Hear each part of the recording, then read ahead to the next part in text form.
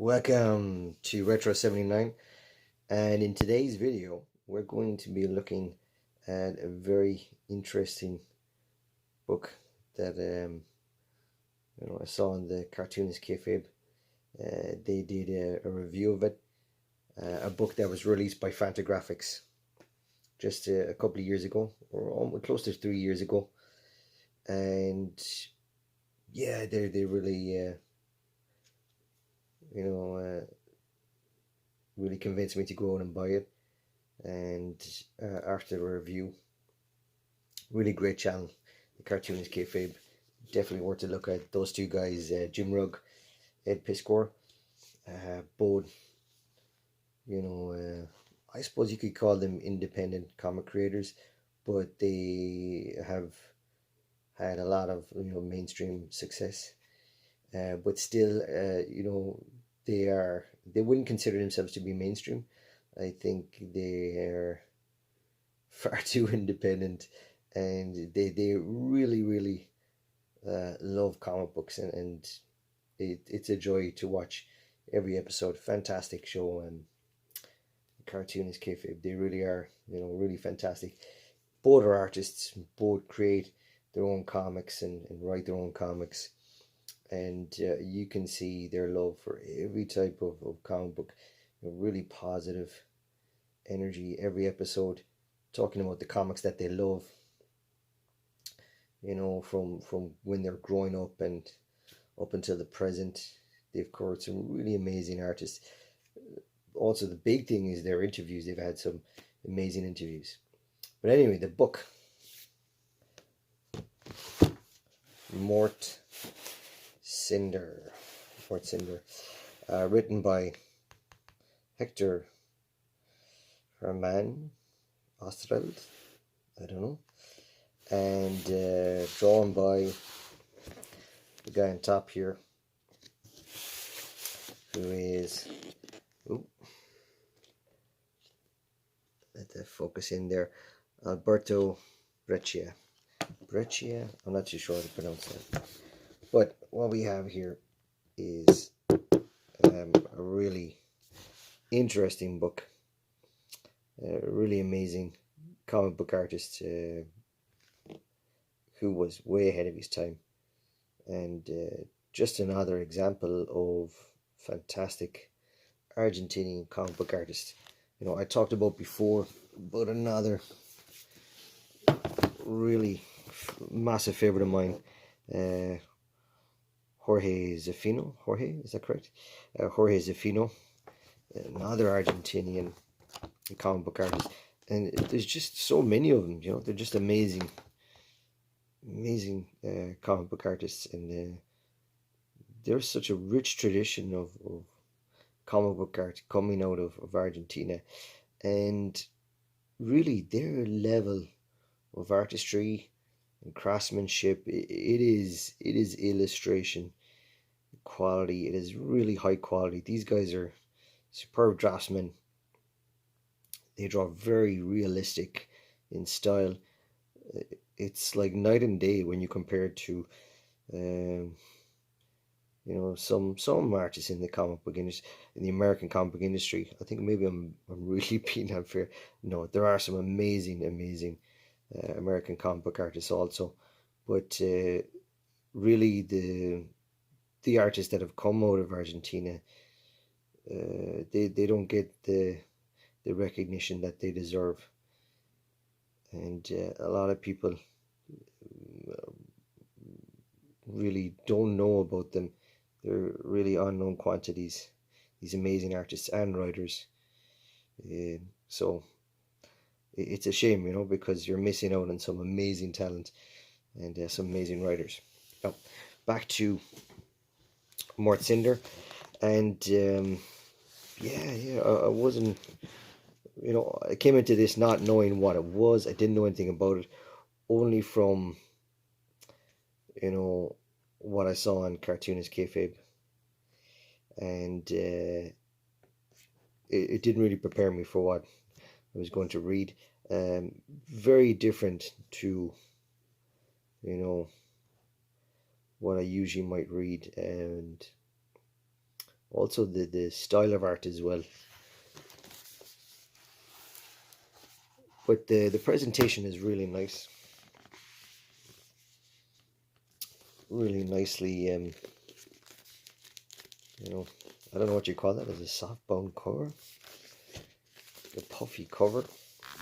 And it's great that they put in, you know, kind of a bookmarker for making sure you don't lose your page. As you know, there's quite a lot to read here. It's a good collection, a collection of, you know, all the stories of Mort Cinder. And I haven't actually finished reading this yet.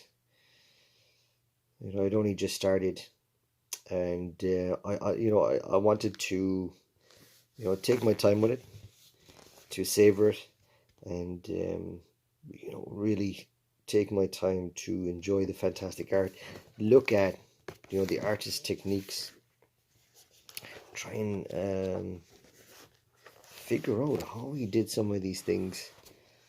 You know, what kind of brushes was he using? You know, because there's a lot of variation in brush width, line width.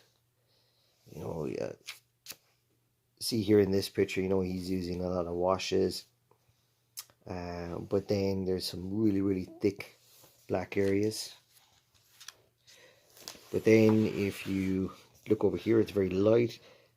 I'm not too sure how he did that there. It looks like it could be like a wax crayon, like something that you might use if you were, you know, doing lithography. I come from a printmaking background, so this kind of texture, it looks like, you know, the texture that you would get if you were drawing with this wax crayon on a lithographic stone.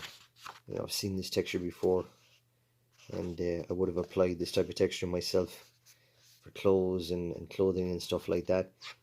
You can see here he's using it in the sky. Really interesting. Here you can see, again, a lot of, very different from over here. Here, very thick, you know, thrown on the ink very heavily. But here then you can see very thin line work. Really nice. A lot of variations in line weight and width and strength. Yeah, there's a lot going on, and what I love about this artist, he's just not afraid.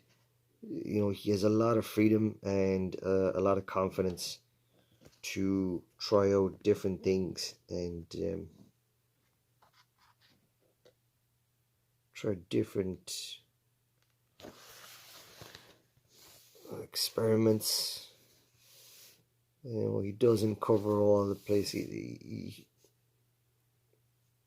Yeah, he uses great contrast and balance in line, and use of blacks and whites. It's just really great. And then some stuff is like really out there, like, yeah, this is, you know, he's showing here that he's been knocked out, as you can see here up in the next panel. Ezra, this is like the main character or narrator for the story,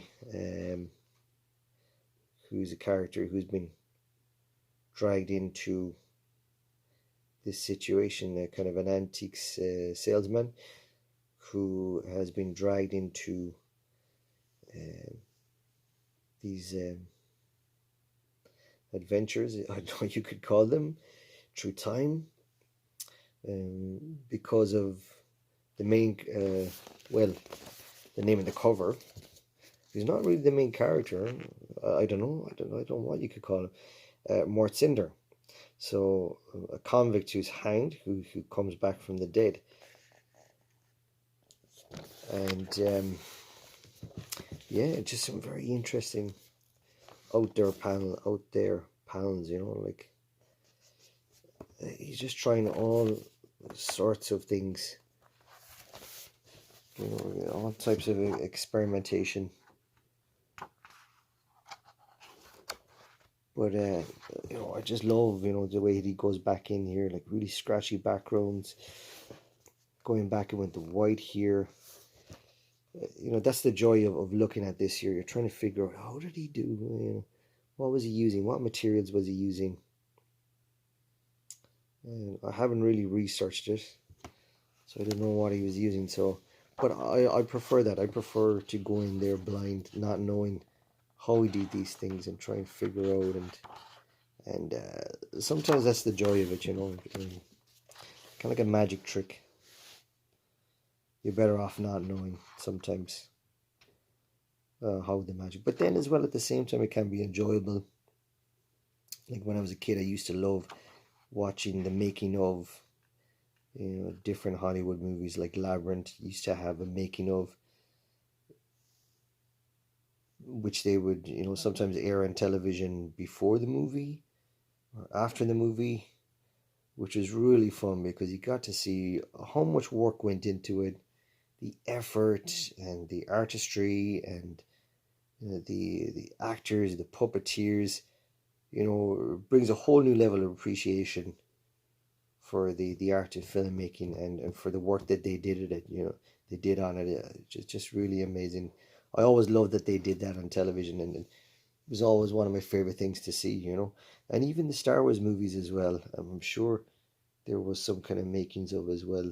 They say, or some kind of documentaries where they would talk with special effects crew, and the prop makers and the puppeteers. You know, it really is a lost art.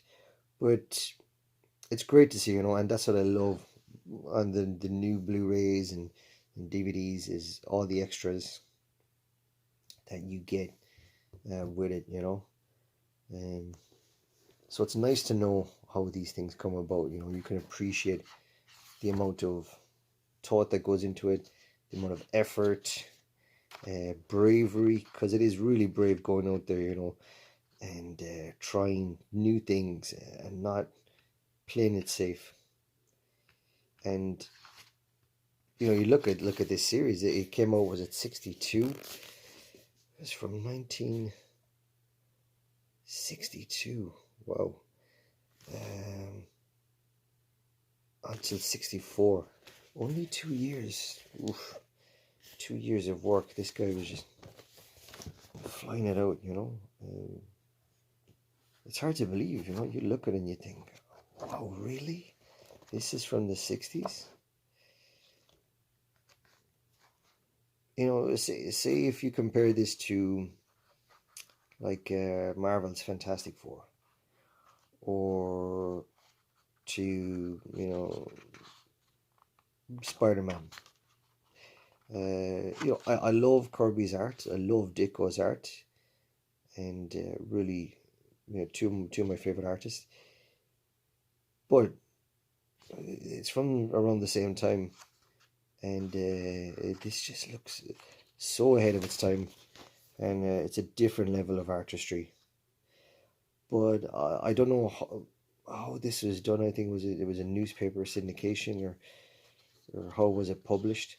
But probably, or most definitely, he seems to have more time to create this artwork than, say, the American comic artists, who would have, you know, worked on a monthly basis, or would have worked on multiple titles over 1 month. You know, with like Kirby was ridiculous. The guy was a machine. He used to be knocking out books, knocking out how many pages a day. He just had ridiculous speed. Um, but this is a different type of artist completely. Brescia is more art school, and yeah, more illustrative in style. But it's just really great. I just really love this art. Just fantastic stuff. And you can see he's really playing with a lot of things here, but experimenting and looking at what's the best way to illustrate these ideas, put these ideas across. You know, and you don't have to use everything. He does use a lot on the page, but placement is important. And this is great. Look at these lovely washes and splotches of, looks like he's just splotched the like white acrylic on or something there, for explosions. It's just great. Look at this lovely reflections in the water and this battlefield. It just looks like hell, you know. But yeah, when I see this, there's everything here. There's feeling, and there's, you know, you can really sense that you're on the battlefield, and get a real feeling of what it might have been like to being a soldier on the battlefield. The emotions are reflected in the lines, and yeah, I'm getting all arty-farty here on it, but really, when you're an artist yourself and you draw, you put a lot of yourself into your art and onto the page, and it can be draining, you know. So, like, drawing can be really fun, but at the same time, it can take a lot out of you, and it can be all encompassing. It's like a drug sometimes, you know. Sometimes you could be drawing, hours are passing, you're just totally locked out of the real world. You're in your own headspace, just you focused on the page and just putting those marks down on paper. And Brescia is not afraid to just go for it. He's not afraid. He'll just go in there, and you know, you have these great, really detailed thin lines, really detailed character, but then he's like, chaos here. There's such a jump between line weights and style, and it just all goes it goes so well. Definitely he's you know, he's more clear in his illustration when it comes to the characters, but you know, if it comes to the backgrounds, he's more experimental. But that's not because he's taken the easy way out. You know, he's just trying to set tone. He's trying to set a mood. And obviously, you know, he's not just good at drawing people.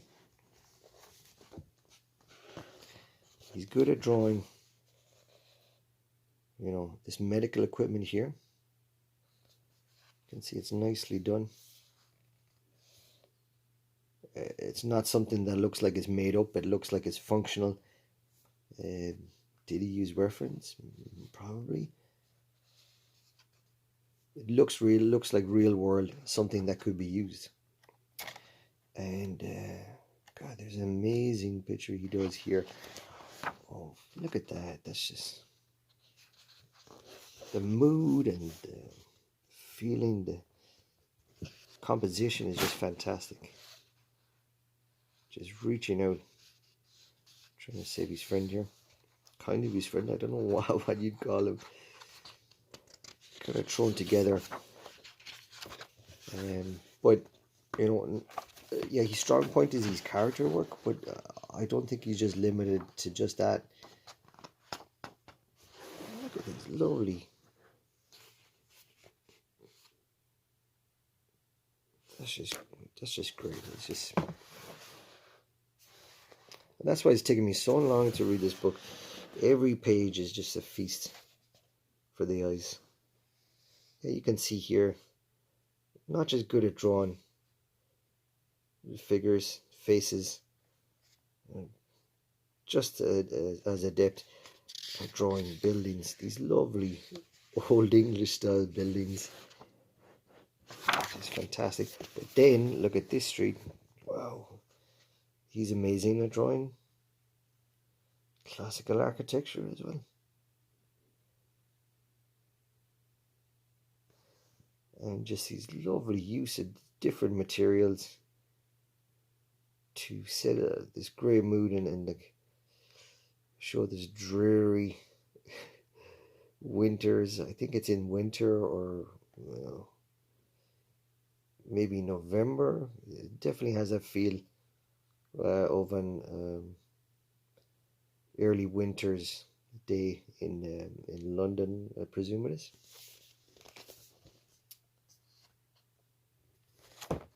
But yeah, really great book. Now the only issue I had with this was sometimes I don't know. I had the feeling that maybe it looks a bit too light. The line work looks too light. I don't know.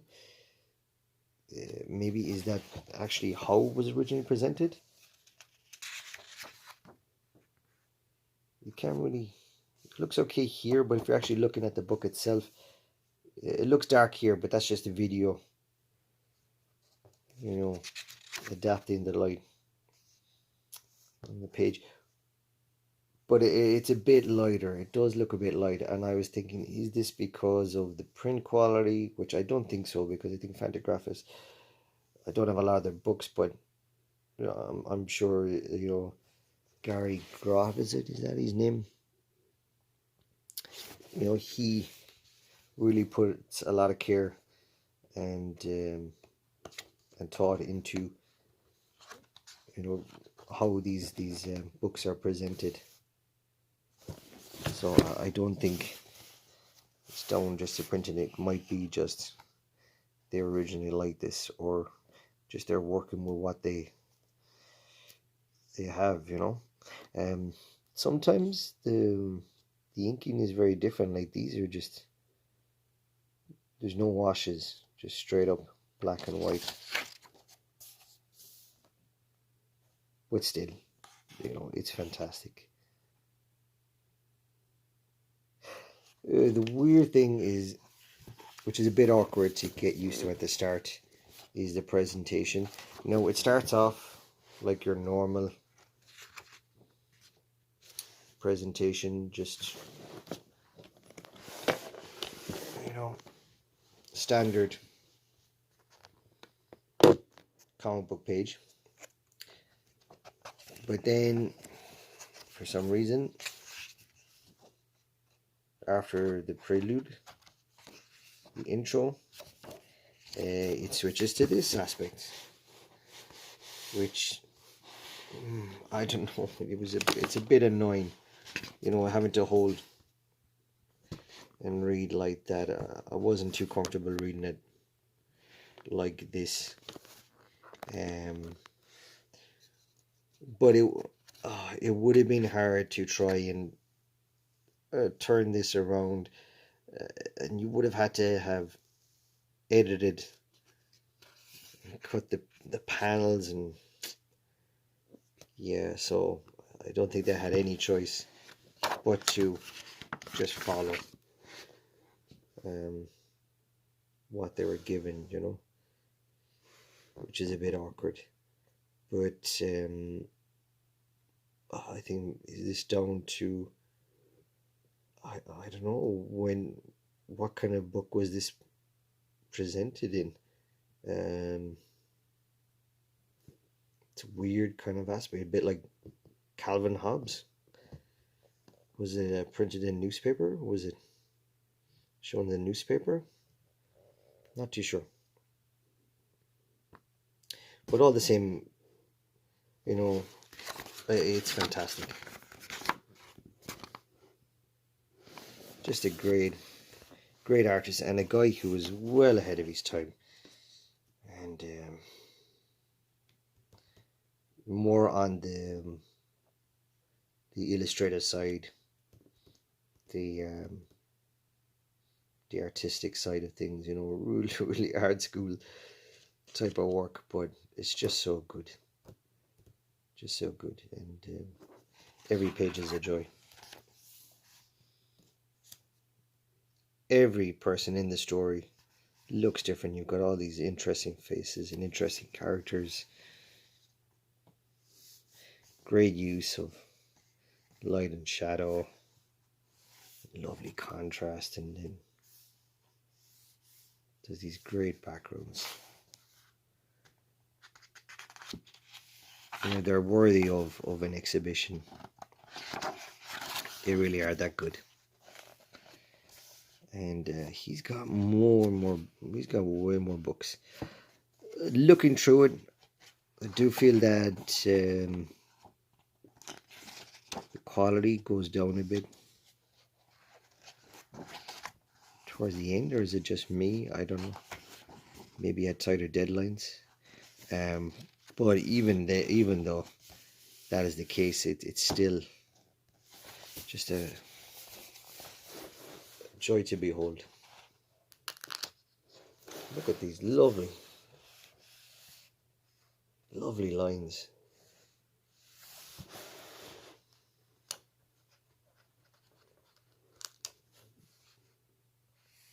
Lovely use of the zipper tone here. Looks like he's just torn it off by hand as a collage. Put it together. Brilliant artist. Anyway, check it out.